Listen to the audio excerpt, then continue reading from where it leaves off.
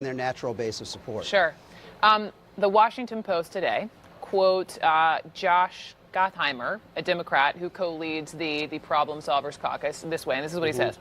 We won the House through the middle. Our party has to be open and recognize that, and if we don't and insist that everyone takes a hardline view on everything, A, I don't think that's going to attract votes in the next election, and B, it puts our majority at risk. And he said that the middle is key to winning elections, but you still have representatives like Alexandria Ocasio-Cortez, leading the charge to the left. So which message do you think voters were actually trying to send last November?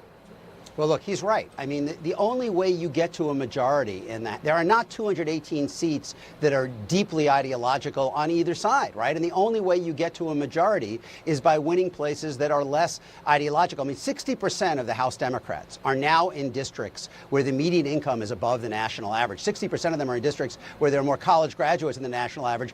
Those Democrats are not going to be real enthusiastic about voting for a bill that tells all of their constituents that they can no longer have private health insurance. And it's interesting, back in the 90s, the big fault line, or even in or in the 2000s, the big fault line in the Democratic Party was around cultural issues, social issues like guns, because they had a lot of rural blue-collar members who didn't really want to go down the road of legalizing the undocumented or banning assault weapons. That's going to be much less divisive this time. Democrats are not going to find it hard to unify around things like the DREAM Act or uniform background checks. What is going to be more divisive is how far to go in expanding the role of government and whether these members from these white-collar, relatively affluent suburban districts that have recoiled from Trump and become big new parts of the Democratic coalition are willing to raise taxes or expand the role of government as much as some of those members from safer districts want. And I think many of them won't. And I think that they will not get to 218 for those kind of ideas. They're much more likely to produce incremental ideas, like, for example, promoting renewable power rather than banning fossil fuels. You mentioned, though, raising taxes.